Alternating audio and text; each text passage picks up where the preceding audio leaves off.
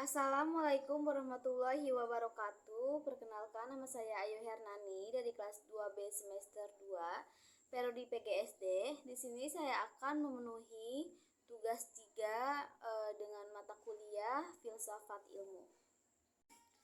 Pertama, ada makna pilar dalam konteks pendidikan. Pilar adalah pendidikan, berarti dasar, fondasi atau prinsip utama yang menjadi penopang seluruh sistem dan proses pendidikan.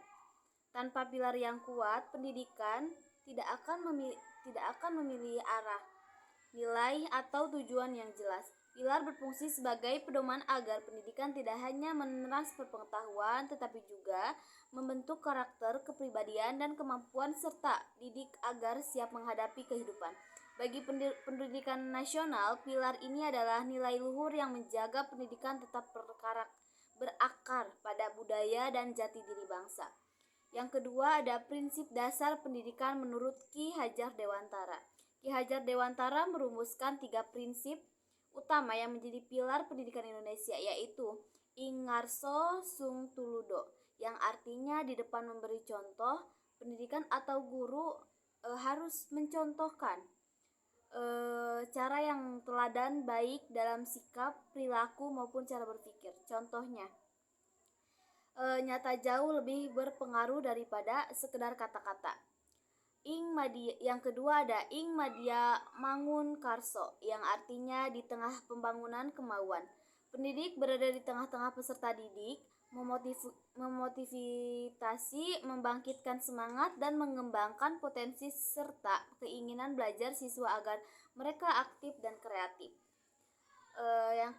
Yang selanjutnya ada Tutwuri Handayani, yang artinya di belakang memberi dorongan. Pendidik pendukung dari belakang, memberikan kebebasan berekspresi namun tetap berarahkan dan mendorong peserta didik agar berani melangkah, mandiri, dan percaya diri. Ketiga prinsip ini saling melengkapi, membentuk satu kesatuan sistem pendidikan yang berpusat pada pengembangan manusia seutuhnya.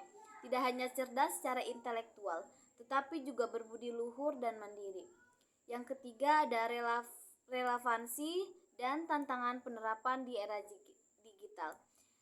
Di era digital, di prinsip-prinsip hidup tersebut tetap sangat relevan, namun penerapannya menghadapi tantangan baru. Tantangan yang pertama itu pembelajaran daring relevansi. Prinsip Ingarso Sung Tulodo tetap berlaku. Guru harus menjadi contoh dalam cara menggunakan teknologi dengan bijak, cara berkomunikasi yang sopan di dunia maya, dan cara mencari informasi yang benar. Ing Mudia Mangun Karso diterapkan saat guru merancang pembelajaran yang menarik, interaktif, dan memotivasi siswa belajar mandiri lewat platform digital. Tutwuri Handayani terlihat sangat saat guru memberikan kebebasan siswa mengeksplorasi materi, namun cara memantau dan memberi dukungan. Tantangannya itu ada keterbatasan interaksi, saling membuat sulit membangun kedekatan dan keteladanan. Tidak semua siswa memiliki akses teknologi yang sama, sehingga dorongan dan pembimbingan harus disesuaikan dengan kondisinya masing-masing. Lalu ada literasi digital.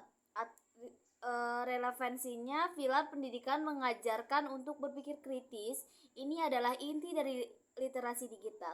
Guru membimbing siswa memilih informasi, memahami hak cipta, dan beretika di dunia maya sejalan dengan prinsip membangun karakter dan kemampuannya. Tantangannya itu banyak informasi palsu, konten tidak pantas, atau hoax yang membuat tantangan pendidikan semakin besar untuk menjadi teladan dan membimbing siswa memahami mana informasi yang benar dan bermanfaat.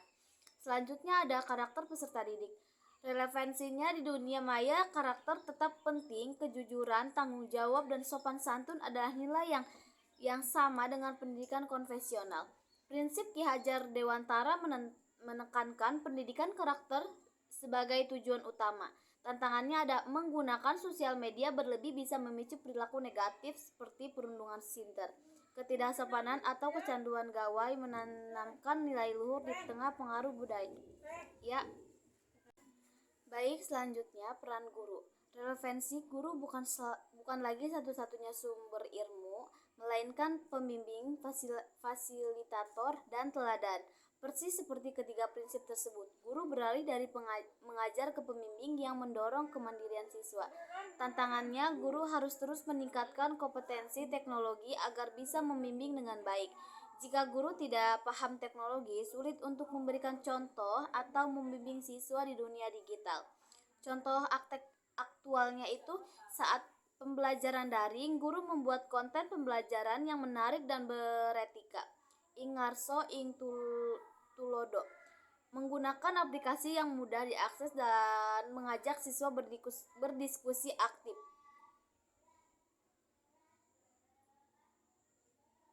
Di sisi lain, ada tantangan ketika siswa menyalin jawaban dari internet tanpa memahami, yang menunjukkan perlunya menekankan nilai kejujuran dan berpikir kritis. Yang keempat, refleksi. Pilar pendidikan menjawab persoalan pendidikan nasional. Persoalan pendidikan nasional saat ini meliputi kesenjangan akses, rendahnya literasi digital, penurunan karakter, dan ketidaksiapan menghadapi perubahan zaman. Pilar-pilar pendidikan Ki Hajar Dewantara menjadi jawaban karena menjadi fondasi nilai. Di tengah kemajuan teknologi, kita tetap berpegang pada nilai budaya dan karakter bangsa agar pendidikan tidak kehilangan jati diri. Mengubah cara mengajar, prinsip ini mengingatkan bahwa pendidikan bukan sekedar transfer ilmu, melainkan pembentukan manusia di era digital. Guru berfokus membimbing, memotivasi, dan memberikan contoh, bukan hanya menyampaikan materi atau membangun kemandirian. Prinsip Tutwuri Handayani mendorong pendidikan yang membuat siswa mandiri, kreatif, dan berani berinovasi. Kemampuan yang sangat dibutuhkan di masa depan. Jadi meskipun zaman dan teknologi berubah, prinsip pendidikan Ki Hajar Dewantara tetap relevan sebagai panduan agar pendidikan nasional tetap berkualitas, berkarakter, dan mampu menjawab tantangan zaman. Baik, itu saja dari saya.